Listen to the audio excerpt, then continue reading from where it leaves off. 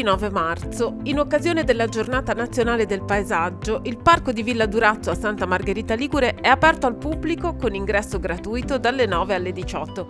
Alle 15 è in programma una visita guidata alla scoperta delle aree recentemente riaperte al pubblico a seguito degli interventi di restauro.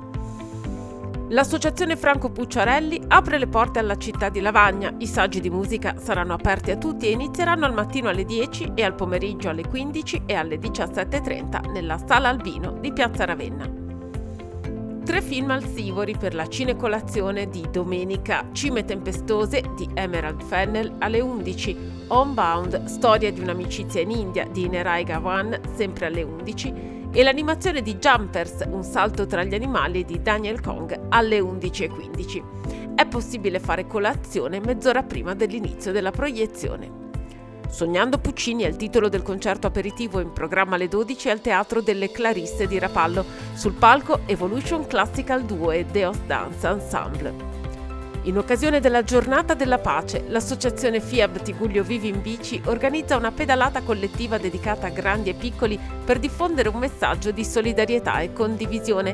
Il ritrovo e la partenza sono alle 15 al Parco Mandela. Alle 16 alla Sala Mercato del Teatro Nazionale di Genova va in scena l'ultima replica di Avvoltoi di Roberto Serpi, che sale sul palco con Federico Vanni e Ivan Zerbinati per una commedia nera che mette al centro della trama il mondo del lavoro fra alienazione, disagio, compromessi e sarcasmo.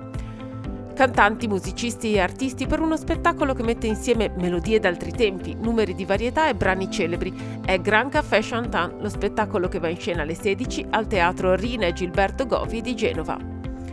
Gente di una certa, un viaggio tra le emozioni e le melodie senza tempo è il concerto organizzato dall'Associazione 50 e più Genova e dall'Associazione Amici Banca degli Occhi, in programma alle 16:30 al Teatro della Gioventù di Genova.